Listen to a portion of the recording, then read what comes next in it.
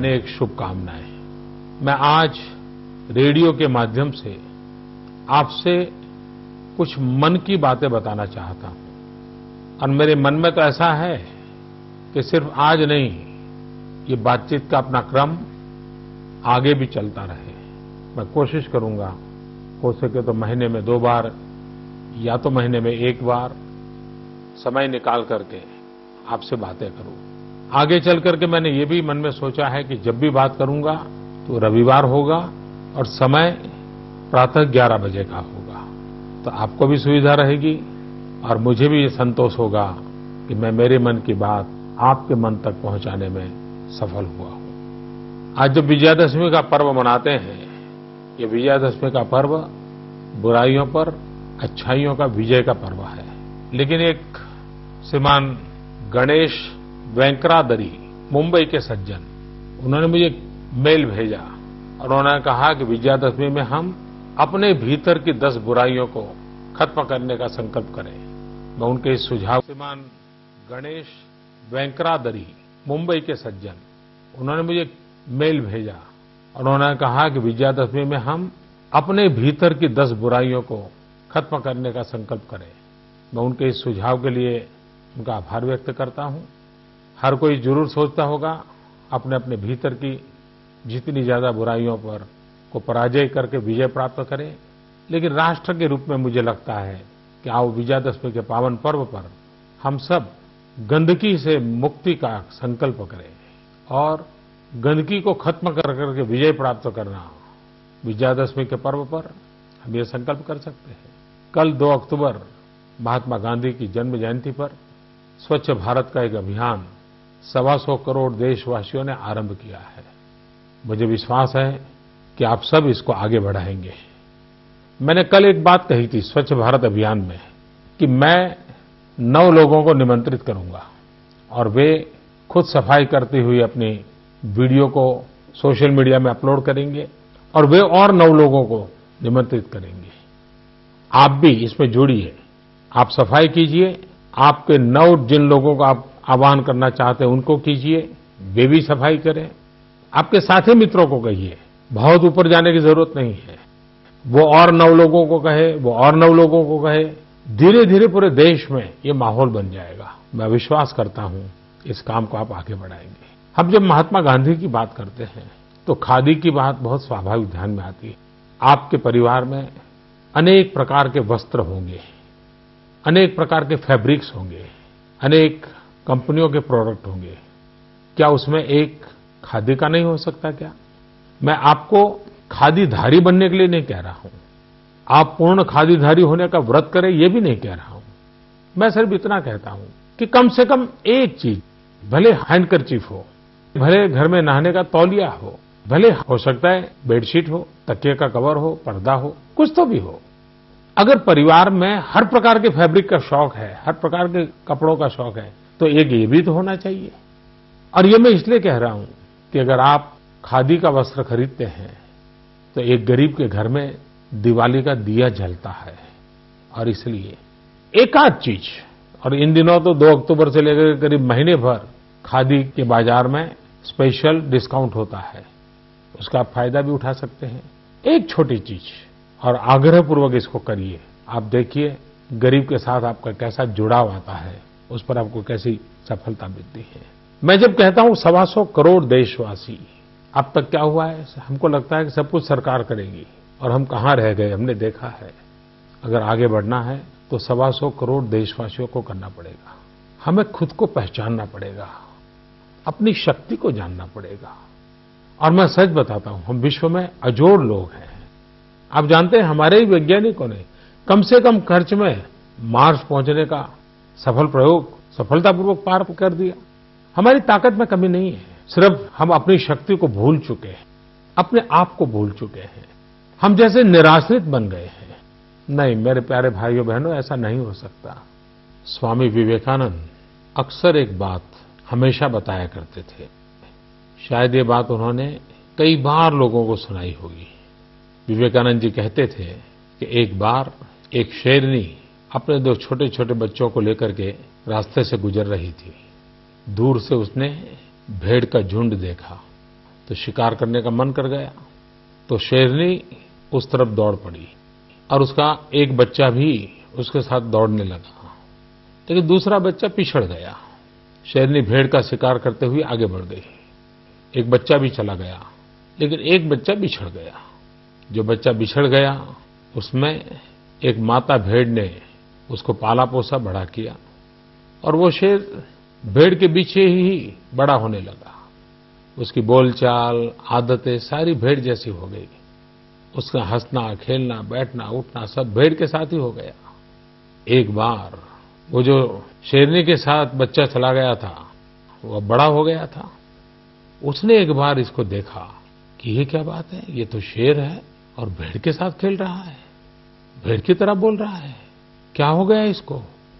तो शेर को थोड़ा अपना हम पर ही संकट आ गया, तो इसके पास गया। तो उसको कहने लगा, अरे तू क्या कर रहे हो, तुम तो शेर हो।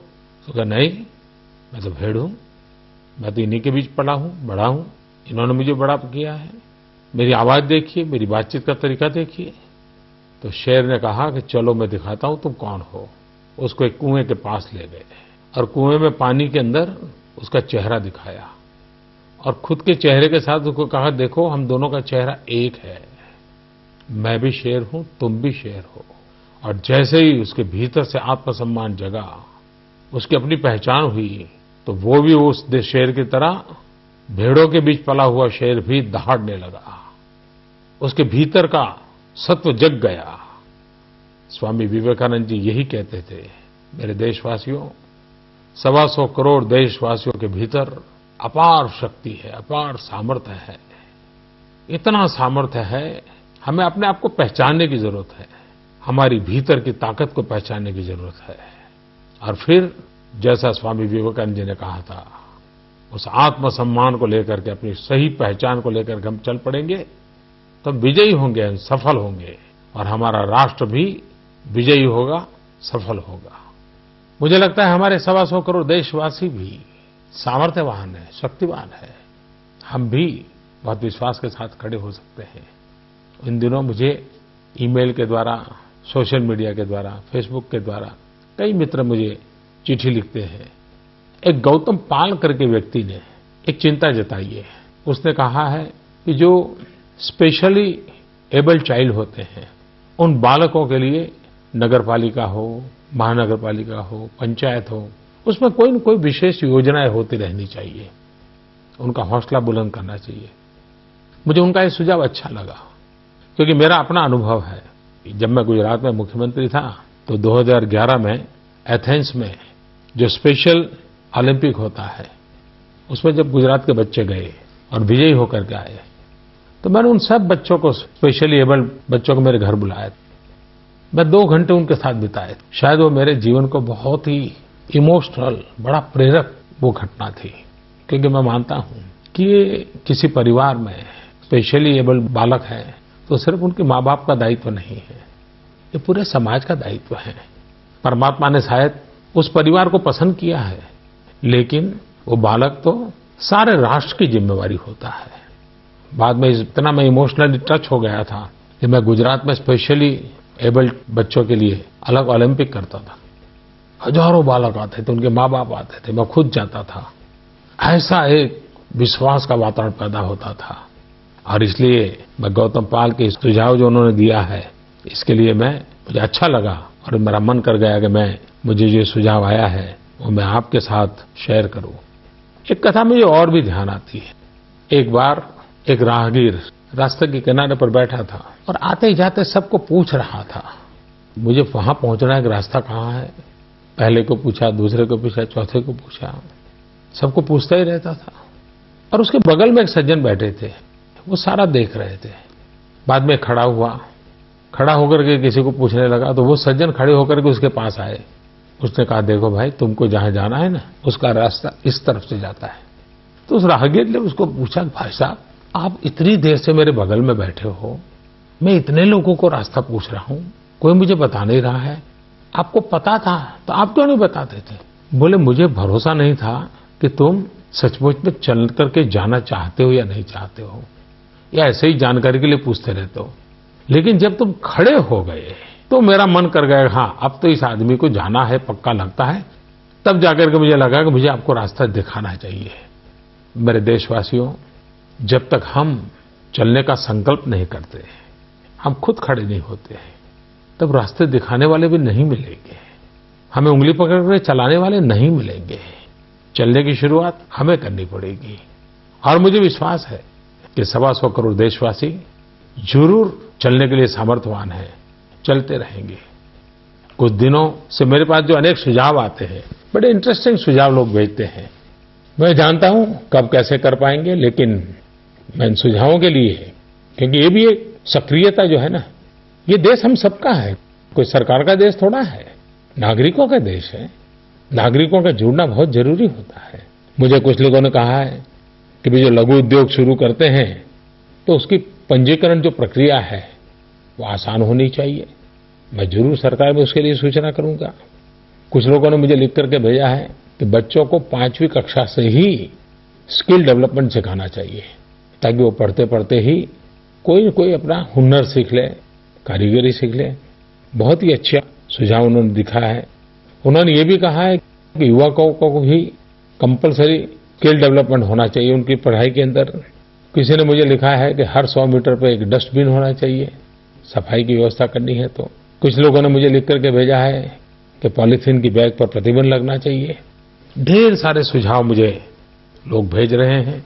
मैं आगे से भी आपको कहता हूं, अगर आप मुझे कहीं पर भी कोई सत्य घटना भेजेंगे जो सकारात्मक हो, जो मुझे भी प्रेरणा दे, देशवासियों को प्रेरणा दे, अगर ऐसी सत्य घटनाएं सबूत के साथ मुझे भेजोगे तो मैं जरूर, जब मन की बात करूंगा और जो चीज मेरे मन को छू गई है, तो वो बातें मैं जरूर देशवासियों तक पहुंचाऊंगा। ये सारा मेरा बातचीत करने का इरादा एक ही है, आओ हम सब मिल करके अपनी भारत माता की सेवा करें, हम देश को नई ऊंचाइयों पर ले जाएं। हर कोई एक कदम चले। अगर आप एक कदम चलते हैं, देश 125 करोड़ कदम आगे चला जाता है। और इसी काम के लिए आज विजयादशमी के पावन पर्व पर अपने भीतर की सभी बुराइयों को परास्त करके विजयी होने के संकल्प के साथ, कुछ अच्छा करने का निर्णय करने के साथ हम सब प्रारंभ करें। आज मेरी शुभ शुरुआत है। जैसा जैसा मन में आता जाएगा, भविष्य में जरूर आपसे बातें करता रहूंगा। आज जो बातें मेरे मन में आई, वो बातें मैंने आपको कही है। फिर जब मिलूंगा, रविवार को मिलूंगा, सुबह 11 बजे मिलूंगा। लेकिन मुझे विश्वास है कि हमारी यात्रा बनी रहेगी, आपका प्यार बना रहेगा। आप भी मेरी इस बात सुनने के बाद अगर मुझे कुछ कहना चाहते हैं, जरूर मेरे तक पहुंचा दीजिए, मुझे अच्छा लगेगा। मुझे बहुत अच्छा लगा आज आप सबसे बातें करने के लिए। और रेडियो का ऐसा सरल माध्यम है कि मैं दूर दूर तक पहुंच पाऊंगा, गरीब से गरीब घर तक पहुंच जाऊंगा। क्योंकि मेरे देश की ताकत गरीब की झोपड़ी में है, मेरे देश की ताकत गांव में है, मेरे देश की ताकत माताओं, बहनों, नौजवानों में है, मेरे देश की ताकत किसानों में है। मैं आप ही के भरोसे भारत आगे बढ़ेगा, ये विश्वास व्यक्त करता हूं। आपकी शक्ति में भरोसा है, इसलिए मुझे भारत के भविष्य में भरोसा है।